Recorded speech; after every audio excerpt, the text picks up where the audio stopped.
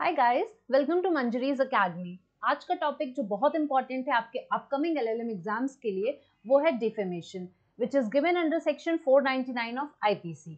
आज हम इसके बारे में डिटेल में डिस्कस करेंगे बिकॉज यू ऑल नो ये टॉपिक आप सबसे अनजान नहीं है।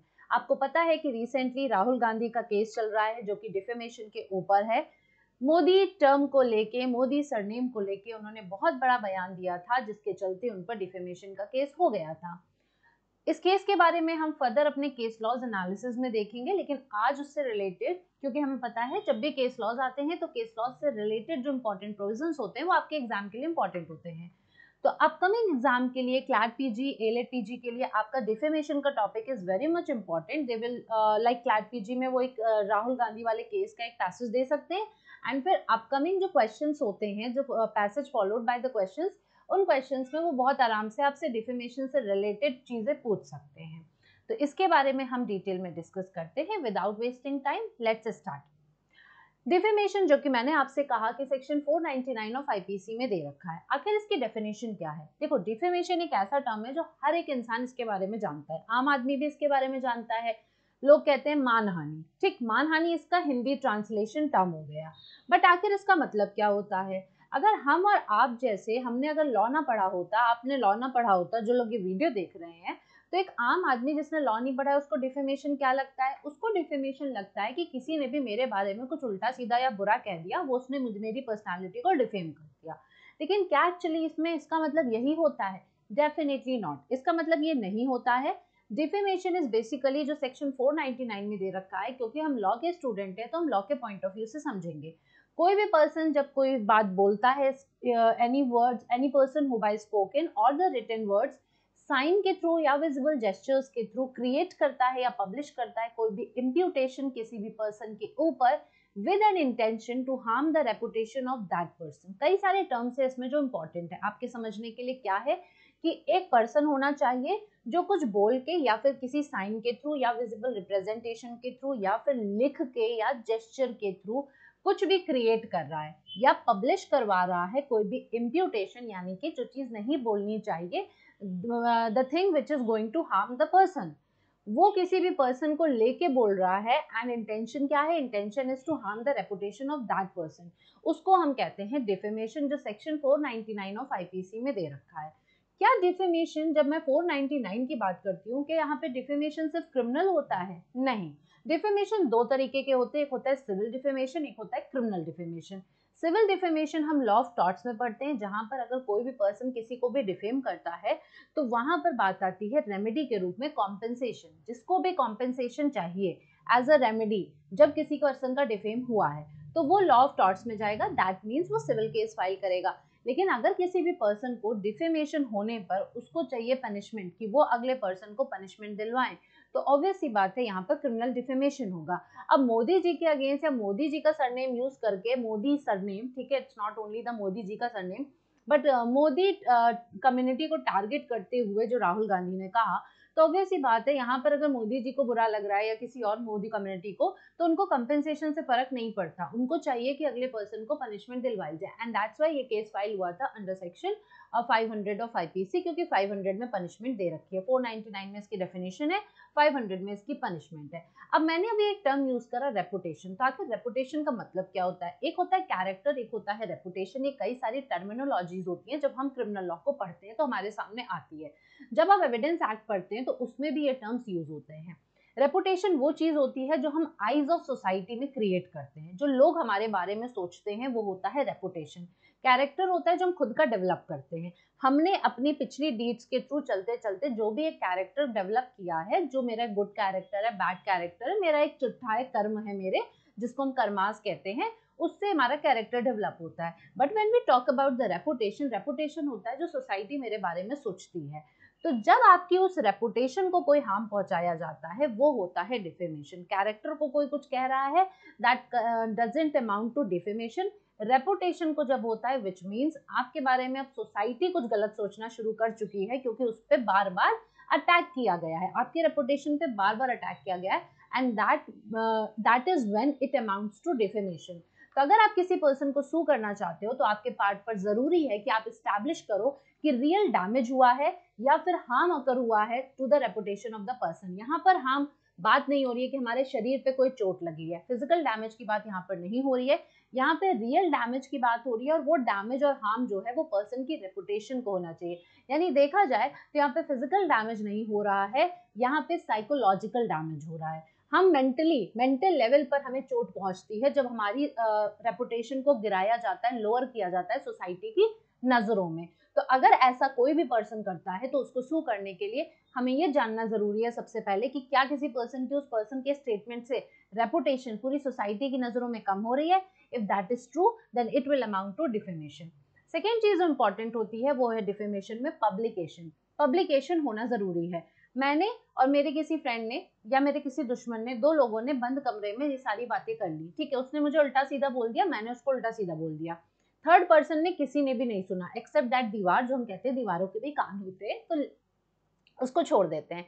तो वो दो लोग, मैं और मेरा जो सेकंड पर्सन था, बी जो था, वो चाहे फ्रेंड हो चाहे दुश्मन हो, बी इट एनीवन, तो हमने दोनों ने जो बात करी वो हमारे दोनों के बीच में है। अब कितना भी बुरा भला कहा हो, उसमें सच्चाई कितनी है, झूठ कितना है, इट डजंट मैटर, लेकिन क्योंकि वो थर्ड पर्सन की नॉलेज में नहीं गया, वो थर्ड मतलब क्राउड के नॉलेज में नहीं गया, तो वो पब्लिकेशन नहीं माना जाएगा। पब्लिकेशन का मतलब होता है जब to a large number of people तक ये बात पहुंचाई जाए, सिर्फ दो लोगों के बीच में बात ना रहे, थर्ड पर्सन को पता चले, फिर फोर्थ को पता चले, फिर फिफ्थ को, एंड करते करते करते पूरे समाज को पता चल जाती है। समाज कौन है? समाज हमारा है जिससे हमें फर्क पड़ता है, हम जहां पर रहते हैं। तो डैमेज जो रेपुटेशन को किया जाता है वो तब होता है जब डिफेमेटरी वर्ड्स किसी थर्ड पर्सन तक पहुंच जाते हैं। पब्लिकेशन का मतलब है कि थर्ड पर्सन ने पढ़ा है, थर्ड पर्सन ने सुना है और उसने देखा है, लिखा हुआ, बोला हुआ, जेस्चर से कुछ कहा जा रहा है या पिक्चर्स के थ्रू कहा जा रहा है डिफेमेटरी वर्ड, तो उसने देखा है। अब इसका एक एग्जाम्पल लेते हैं। एग्जाम्पल इन द सेंस आप देख सकते हो कि मान लीजिए कोई पर्सन है जो इलिटरेट है, ठीक है, उस इलिटरेट पर्सन को किसी ने चिट्ठी लिखी है, चिट्ठी उसने लिखी है, उसको मालूम था कि मैं जिसको ये चिट्ठी भेज रहा हूँ वो पढ़ नहीं सकता है, तो डेफिनेटली आपको ये मालूम था कि समवेयर वो उस चिट्ठी को लेके किसी थर्ड पर्सन के पास जाएगा कि भाई मेरे नाम पे चिट्ठी आई है, इसको पढ़ के मुझे सुना दो। आपका इंटेंशन था कि ये जो चिट्ठी है वो थर्ड पर्सन पढ़े, यानी थर्ड पर्सन को उसके बारे में पता चले। आपने काफी डिफेमेटरी वर्ड्स को यूज किया था उस लेटर में। अब वो जब थर्ड पर्सन पढ़ता है तो थर्ड पर्सन तीसरे चौथे पांचवे सबको बताते बताते पूरे गांव में हल्ला कर देता है। अब इससे क्या हुआ, उस पर्सन के बारे में अगले ने जो लिखा था उसमें कितना सही था कितना झूठ था ये तो नहीं पता चल पाया, लेकिन डेफिनेटली उसने क्या किया, उसने डिफेम किया। तो यहाँ पर ये पब्लिकेशन में आएगा। इन द सेम वे वो इलिटरेट नहीं होता, लेकिन मान लीजिए उसको हिंदी या इंग्लिश आती थी और खत लिखने वाले ने उसको गुजराती में लिख के दे दिया। अब वो किसी ऐसे पर्सन के पास पढ़वाने के लिए खत जाता है जिसको गुजराती आती है, तो यहाँ पर अगेन इंटेंशन साफ साफ पता चलता है कि उसका इंटेंशन था कि थर्ड पर्सन उसको पढ़े जिसको गुजराती आती है, क्योंकि मैं जिसको भेज रहा हूँ उसको तो गुजराती नहीं आती है। इन द सेम वे जरूरी नहीं है सिर्फ लिखित होना चाहिए, बोला जाना हुआ चाहिए। मान लीजिए कभी ऑडियंस में कोई क्राउड है, कोई इवेंट है वहां पे चल रहा है, एंड कोई पर्सन माइक में स्टेज पर जाके चिल्ला चिल्ला के किसी पर्सन के बारे में जो क्राउड में खड़ा है उसके बारे में उसका नाम लेकर कुछ उल्टा सीधा बोलता है। उसको पता है यहाँ पे और लोग भी सुन रहे हैं, लेकिन again he is publishing that statement. एक और एग्जाम्पल लेते हैं। एग्जाम्पल, आपने न्यूज़पेपर्स देखे होंगे, आप न्यूज़ चैनल देखते हो तो आपको कई बार कैरिकेचर्स दिखाई देते हैं। पॉलिटिक्स वगैरह से रिलेटेड ये कैरिकेचर्स बहुत बनते हैं। अगर किसी भी पॉलिटिशियन को लेके कोई एब्सर्ड सा कैरिकेचर बनता है जो उसकी रेपुटेशन को हार्म कर रहा है, कुछ गलत होता है, तो इन दैट केस उसमें भी केस फाइल किया जा सकता है, क्योंकि freedom of speech and expression definitely सबको मिली हुई है, but it is subject to restrictions. Moving further, defamation कितने तरह के होते हैं? तो वो दो तरीके के, एक होता है लिबल और एक होता है स्लैंडर। लिबल और स्लैंडर के बीच में हम डिफरेंस समझते हैं सबसे पहले। तो लिबल एक तरह का डिफेमेशन होता है जो परमानेंट फॉर्म में होता है, जिसको हम लिखित कह सकते हैं, क्योंकि हम मानते हैं कि कोई भी चीज जो लिखित होती है वो हमेशा के लिए होती है, ठीक है, अनलेस एंड अनटिल हम उसको डिस्ट्रॉय जानबूझ के नहीं करते। लेकिन स्लैंडर ऐसी चीज होती है जो टेम्परेरी फॉर्म में डिफेम किया गया हुआ शब्द होते हैं। टेम्परेरी, आपको मालूम है कि मैंने इस पल कुछ कहा, नेक्स्ट मोमेंट अगर वो रिकॉर्ड नहीं हुआ है तो मैं मुकर सकती हूँ कि मैंने तो ऐसा नहीं कहा था। So that is the difference between libel and slander. Libel is a kind of defamation जो परमानेंट फॉर्म में होता है, जैसे राइटिंग हो गया, प्रिंटेड हो गया, पिक्चर हो गया। स्लैंडर एक तरह का डिफेमेशन होता है जो अनरिटन फॉर्म में होता है, जैसे स्पोकन वर्ड्स हो सकते हैं, जेस्चर हो सकता है, रिप्रेजेंटेशन जो मैंने हैंड्स के थ्रू की है। अब यहाँ पे मैं बोल भी रही हूँ, हैंड्स के थ्रू रिप्रेजेंटेशन भी कर रही हूँ। मान लीजिए मैं बोलती नहीं हूँ, मैं सिर्फ ऐसे कर रही हूँ, ये स्लैंडर में आएगा। ये रिकॉर्ड हो रहा है बट ये स्लैंडर में आ रहा है, ठीक है। लेकिन लिबल यहाँ पे क्या होता है, लिबल है जो परमानेंटली फॉर्म में है, जो मैं बाद में भी देख सकती हूँ, मैं बाद में भी समझ सकती हूँ, ठीक है। तो ये होते हैं दो तरीके के। अब क्या ये दो तरीके के इंडियन लॉ में माने जाते हैं? Yes, definitely. हमारे यहाँ जो सेक्शन 499 ऑफ आईपीसी है जो डिफेमेशन की बात करता है, उसमें लिबल और स्लैंडर दोनों के लिए पनिशमेंट है। आपको यहाँ पे लिबल और स्लैंडर को अलग अलग कोर्ट को नहीं समझाना है, बस दोनों में डिफरेंस क्या आता है, जो लिबल होता है वो एक्शनेबल पर से होता है, वो एक्शनेबल पर से होता है, यानी ऑटोमेटिक, ये आपने एक बार बोल दिया अब ये लागू हो जाएगा क्योंकि हमारे पास एविडेंस है। स्लैंडर में क्या होता है, स्लैंडर इज एक्शनेबल, आपको इसके लिए सबूत बताने पड़ेंगे। ये डेफिनेटली पनिशेबल है बट ये मेहनत इसमें ज्यादा लगेगी, आपको कोर्ट को कन्विंस करना पड़ेगा कि भाई इसने स्लैंडर किया था। लेकिन जब हम इंग्लिश लॉ की बात करते हैं तो इंग्लिश लॉ में लिबल और स्लैंडर दोनों के लिए पनिशमेंट नहीं है। बेसिकली लिबल के लिए पनिशमेंट वो सिविल और क्रिमिनल दोनों केसेस में मानते हैं, लेकिन when it comes to the criminal defamation तो वहां पर सिर्फ और सिर्फ लिबल को वो मानते हैं, स्लैंडर को नहीं माना गया है। So this is the difference between label and slander and also the applicability of this type of defamation in English law and Indian law. Moving further, अब ये किस तरीके से कम्युनिकेट होता है, कम्युनिकेशन करने का तरीका क्या होना चाहिए? Direct communication to the defame. अगर मान लीजिए कोई भी डिफेमेशन डायरेक्टली डिफेम पर्सन को किया जाता है एंड उसको किसी और ने नहीं सुना, मैंने आपसे कहा ना बंद कमरे में मैंने और मेरे फ्रेंड ने बात करी और फिर ये डिफेमेशन थर्ड पर्सन ने नहीं सुना, उसने मुझे जो बोला मैंने उसको जो बोला, ये डिफेमेशन नहीं माना जाएगा। इट इज नेसेसरी कि थर्ड पार्टी इसको सुनती हो, थ्रू विच रेपुटेशन जो डिफेम की है वो नीचे जाए, ठीक है। मैंने क्या कहा, डिफेमेशन तभी होगा जब उन डिफेमेटरी वर्ड्स के थ्रू उसको सही मानकर सोसाइटी की नजरों में आपकी रेपुटेशन लोअर डाउन होती है, तब उसको माना जाता है defamation. Second, publication by repetition क्या होता है, कोई आदमी पगला जाए, वो कोई आदमी कहे नहीं मैं बार बार डिफेम करूंगा, मैं बार बार करूंगा, मेरा तो काम ही है ये, मुझे मजा आता है, तो फिर क्या होगा? यहाँ पर कहा गया कि एक सिंगल पब्लिकेशन जब होता है तो एक्शन उस लेवल के लिए अराइज होता है, लेकिन मान लीजिए रेपिटेटिव पब्लिकेशन या मल्टीपल पब्लिकेशन हो रहे हैं तो एक्शन अराइज होगा हर टाइम जब लेवल पब्लिश होता है। हर एक बार जब लेवल एक्सरसाइज किया जा रहा है उस वक्त उस लेवल को पब्लिश किया जाएगा, एवरी टाइम एंड अगेन, एक बार, दो बार, तीन बार, चार बार, कितनी भी बार भी। लिमिटेशन एक्ट 1968 आप सबको पता है, ये लिमिटेशन टाइम पीरियड बताता है पेटिशंस को फाइल करने के लिए। ये बताता है कितने समय के दौरान आपको सूट फाइल करना है, कितने समय के दौरान आप अपील फाइल कर सकते हो, कौन कौन से केसेस में कब कब करना है, पूरे डिस्क्रिप्शन लिमिटेशन एक्ट 1968 देता है। इसी के चलते लिमिटेशन एक्ट 1968 यहाँ पर कहता है कि लिमिटेशन पीरियड जो लिबल के लिए, अगर इंटरनेट पे कोई लिबल किया जा रहा है, आपको मालूम है कि आज की डेट में लिबल सबसे ज्यादा इंटरनेट पे ही हो रहा है, आजकल चिट्ठी तो कोई लिख नहीं रहा है, मेल लिख रहा है या व्हाट्सएप हो रहा है, तो वो पर्सनल थोड़ा हो गया। अदरवाइज आपको दिखेगा कि इंटरनेट पे यानी फेसबुक पे, ट्विटर पे, इंस्टाग्राम पे ज्यादातर बातें एक्सप्रेस करते हैं लोग।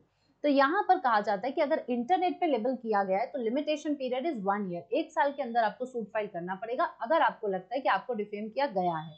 And after every publication on the internet, मान लीजिए कि एक बार कुछ नहीं बोला अगले ने, दोबारा नहीं बोला, तिबारा नहीं बोला, बैक टू बैक होती जा रही है, तो हर बार जब जब वो पब्लिकेशन होगी तो वो पीरियड रिन्यू होता जाएगा। एक पब्लिकेशन हुआ, एक साल का टाइम पीरियड आपको सूट फाइल करना है, दूसरा पब्लिकेशन हुआ, फिर एक साल का टाइम पीरियड आपको सूट फाइल करना है। इस तरीके से ये प्रोसेस चलता रहता है। Now when we talk about the section 501 of the IPC, अब मैंने क्या कहा, 499 से लेकर 502 तक डिफेमेशन के केसेस हैं, डिफेमेशन के प्रोविजंस दे रखे हैं। 499 में डिफेमेशन को एक्सप्लेन किया है, 500 में पनिशमेंट दिए, तो 501 और 502 में क्या है, 501 और 502 बेसिकली आपका प्रिंटिंग की बात करता है, एडिटर्स की पनिशमेंट को लेके बात करता है। तो 501 कहता है, एक बार इसको ढंग से पढ़ लेते हैं, कि कोई भी पर्सन जो प्रिंट करता है या इनग्रेव करता है किसी भी मैटर को जो वो जानता है, which he knows and he has the reason to believe, उसके पास रीजन है बिलीव करने का कि ये जो मैटर है ये डिफेमेटरी नेचर का है, एंड हेंस उसको मालूम है कि ये जो है उस पर्सन की रेपुटेशन को लोअर डाउन कर देगा सोसाइटी में एंड उसके कैरेक्टर पर डिस्ग्रेस लगाएगा।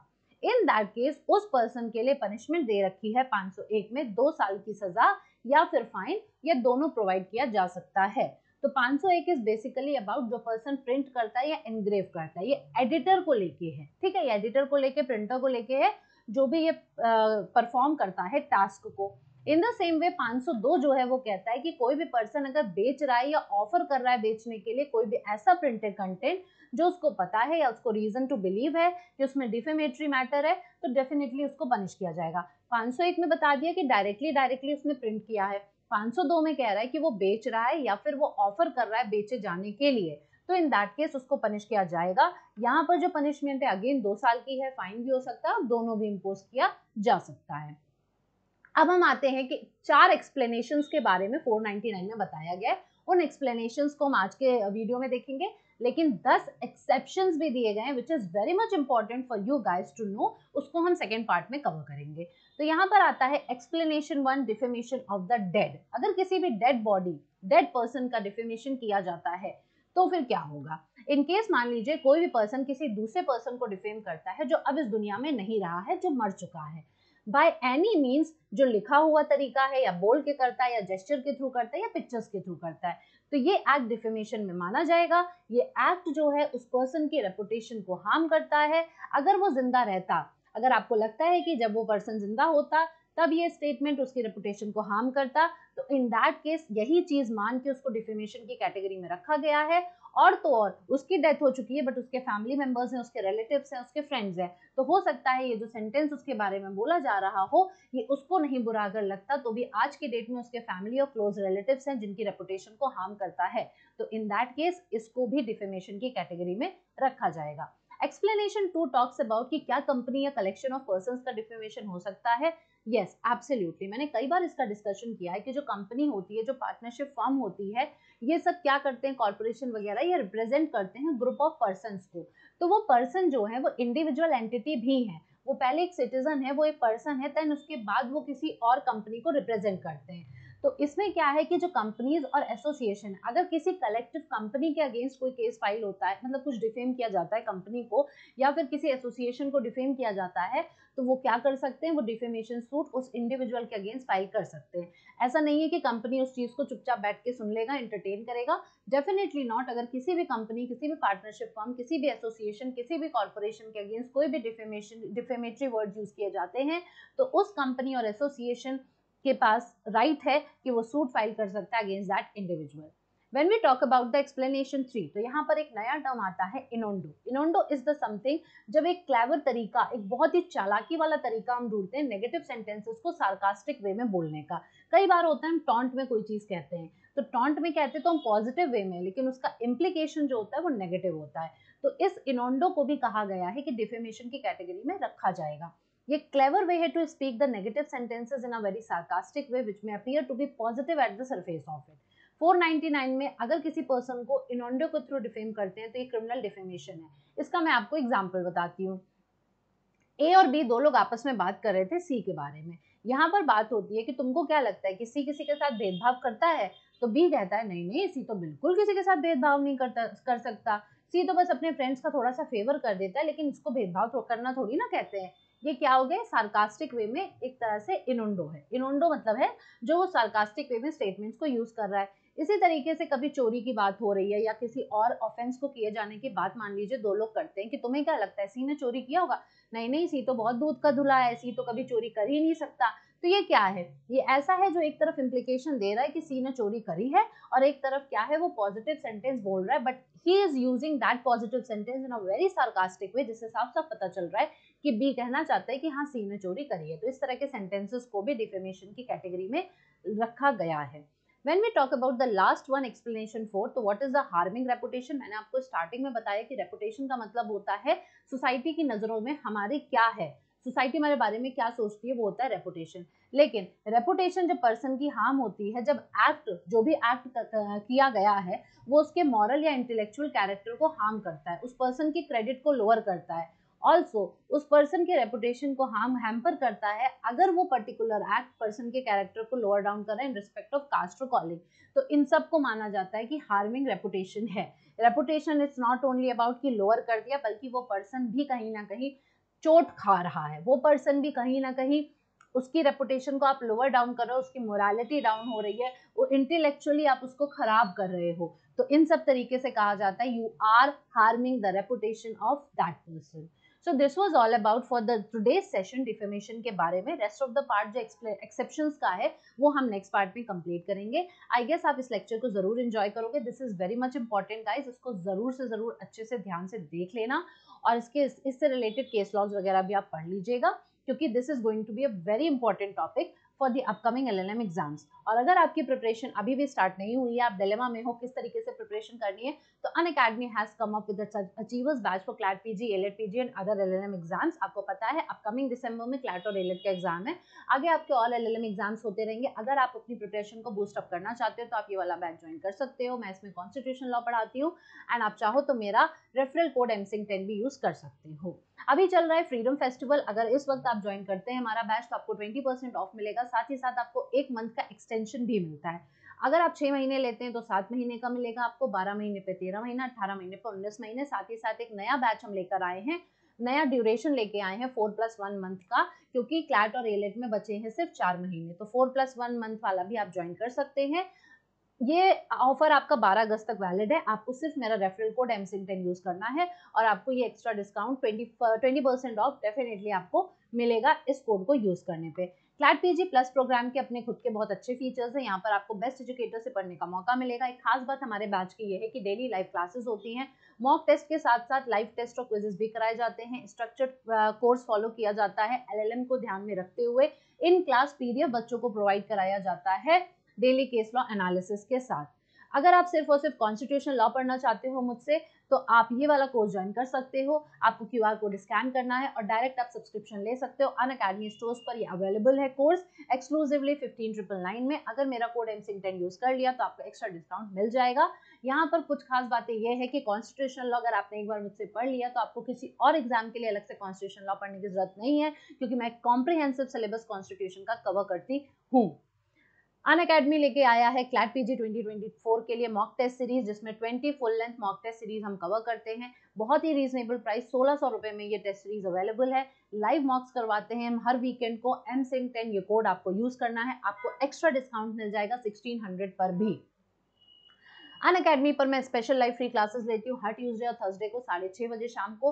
मैं बहुत सारे इंपॉर्टेंट टॉपिक्स इसमें डिस्कस करती हूँ जो आपके अपकमिंग LLM एग्जाम्स के लिए इंपॉर्टेंट है। इसके लिए आपको कोई भी फीस चार्ज नहीं होनी है। आप सिर्फ एक QR कोड स्कैन करो और वहाँ पे चले जाओगे, जिसमें अभी तक मैं काफी टॉपिक्स डिस्कस कर चुकी हूँ जो आपके एग्जाम्स के लिए इंपॉर्टेंट है और अपकमिंग लाइव लेक्चर्स में आप मेरे साथ जुड़ सकते हैं। अगर हमारा आपने अनअकैडमी चैनल टेलीग्राम वाला अभी तक ज्वाइन नहीं किया है तो फटाफट से QR कोड को स्कैन कर लो और ज्वाइन कर लो। आपको सारी updates related to LLM exams, courses, mock test सब कुछ इस पे मिलता रहेगा। आई होप गाइज आज का सेशन बहुत यूजफुल लगा होगा। अगर यूजफुल लगा तो लाइक करना मत भूलना, सब्सक्राइब नहीं किया तो फटाफट से सब्सक्राइब कर दो, क्योंकि ये सारे टॉपिक्स बहुत इंपॉर्टेंट है आपके अपकमिंग एग्जाम्स के लिए और मैं ऐसे ही इंपॉर्टेंट टॉपिक्स आपके लिए लेते आती रहूंगी। Thank you so much guys, bye bye, take care.